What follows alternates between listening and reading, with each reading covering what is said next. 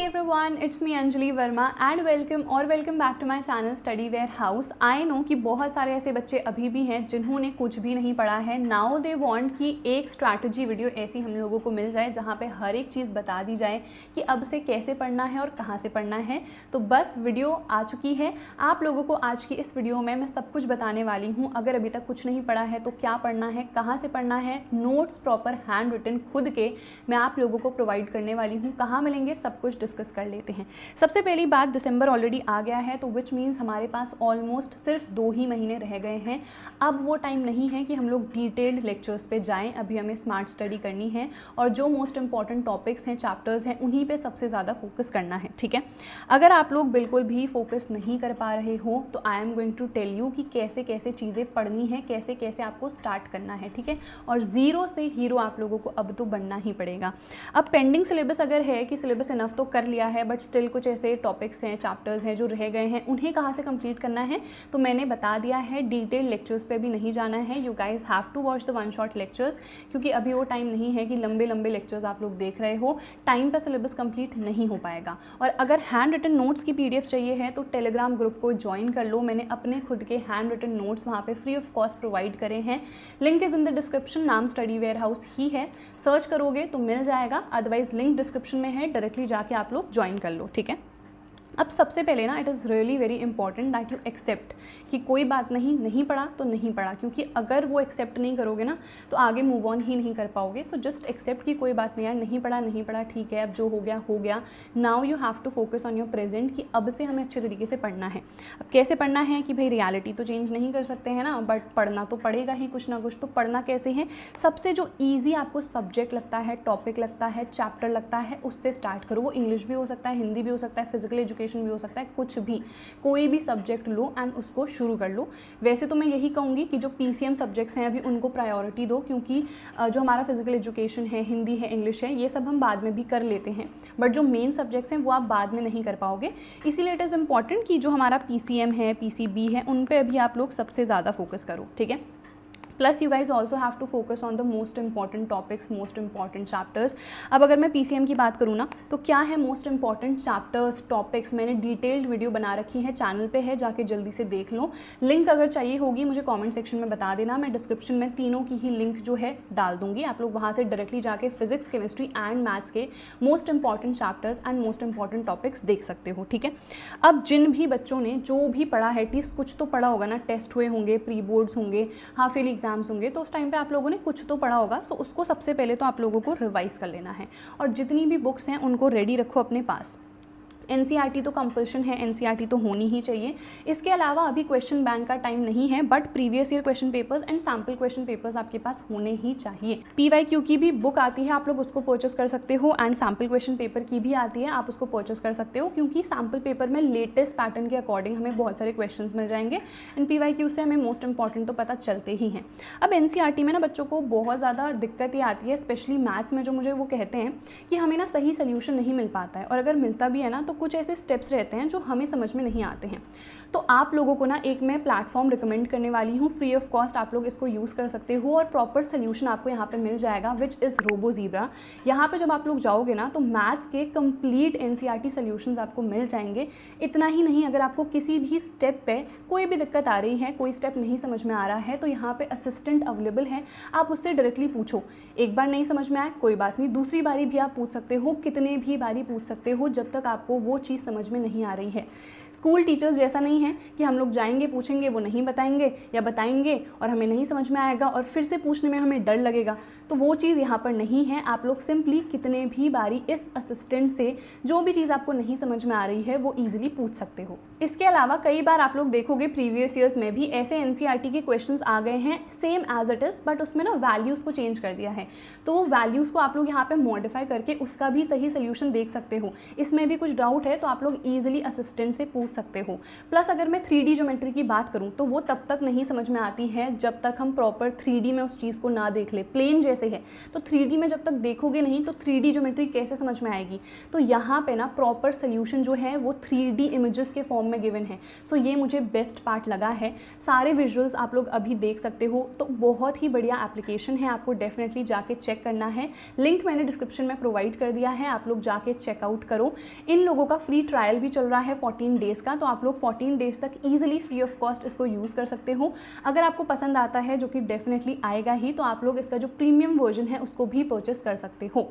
तो चलो, I hope यार ये चीज़ें आप लोगों को समझ में आ गई होंगी। अब बढ़ते हैं आगे। अब सबसे पहले ना आप लोगों को अपना रूटीन भी चेक करना है कि हमें कितने बजे उठना है, कितने बजे सोना है, क्या डेली का मेरा प्लान रहना चाहिए।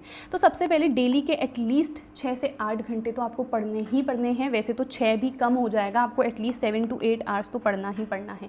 कोई भी डिस्ट्रैक्शन नहीं होनी चाहिए। अगर कोई भी डिस्ट्रैक्शन है तो उसको अवॉइड करो, रिमूव करो। इंस्टाग्राम है, फेसबुक है, ट्विटर है, जो भी चीज़ें हैं सबको करो अनइंस्टॉल, ठीक है। अभी वो टाइम नहीं है कि आप लोग डिस्ट्रैक्शंस में फंसे होगे। उसके बाद कोई भी आउटिंग्स नहीं होनी चाहिए, कोई शादी वादी में नहीं जाना है, ज़्यादा एंजॉय नहीं करना है, सिर्फ पढ़ाई पे फोकस करना है। देन अपनी प्रॉपर टू डू लिस्ट बनाओ, डेली के आपके सारे टास्क लिखे होने चाहिए कि मुझे क्या क्या काम करने हैं। इसके अलावा वीकली और मंथली प्लानर भी बनाओ। 2 ही महीने रह गए हैं, तो विच मीन्स अब तो आपको 2 महीने में एटलीस्ट ये सारी चीज़ें मेंशन करनी पड़ेंगी कि यार मुझे 1 महीने में पूरा सिलेबस करना है, दूसरे महीने में सारे के सारे क्वेश्चंस प्रैक्टिस करने हैं।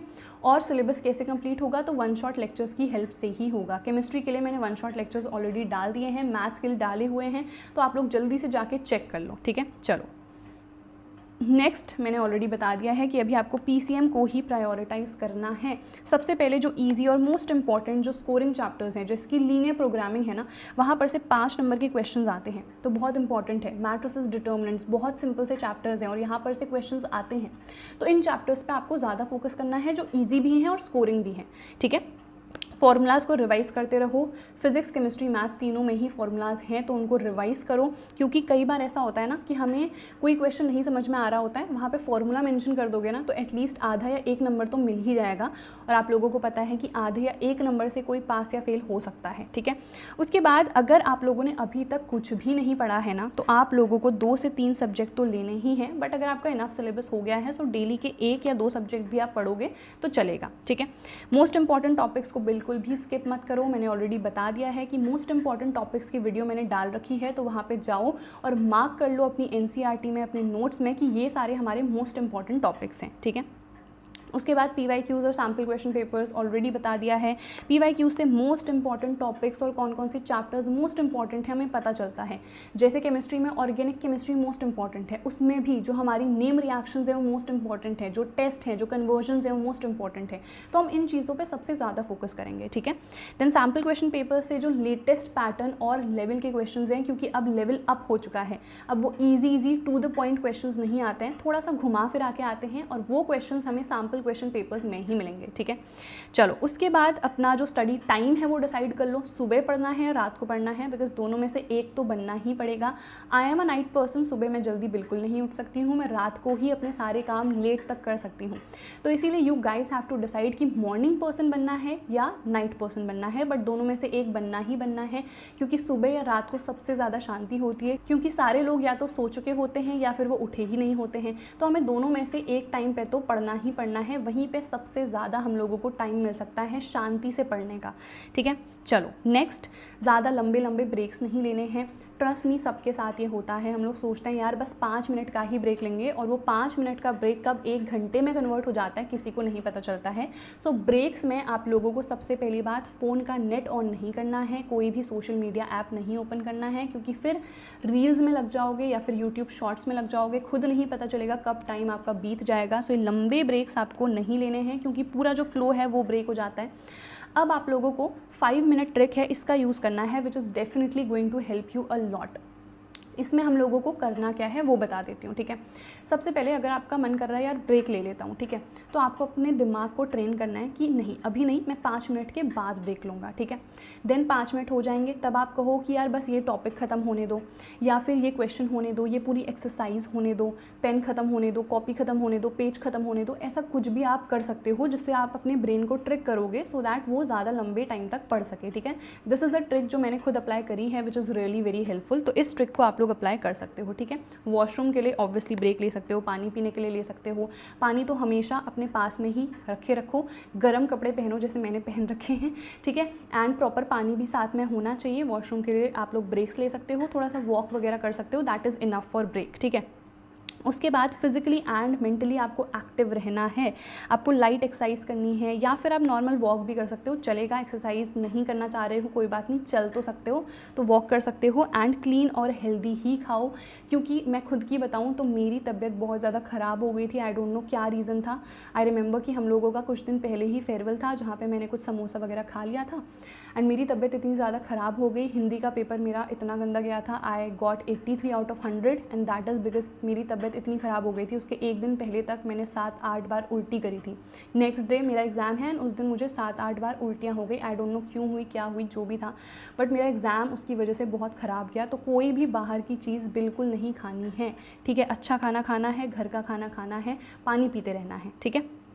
तो आई होप यार ये समझ में आ गया होगा। Now this is your challenge, you guys have to take this challenge कि 2 महीने हैं तो 1 महीने में ही जो भी मेरा पेंडिंग सिलेबस है उसको मैं कंप्लीट करूँगा।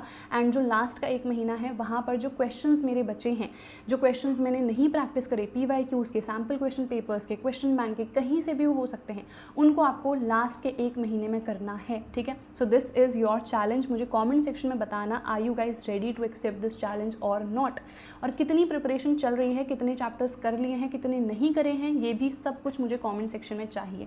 सो दैट इज़ इट यार, हम लोग मिलेंगे हमारी अगली वीडियो में। Till then bye everyone, take care and all the best.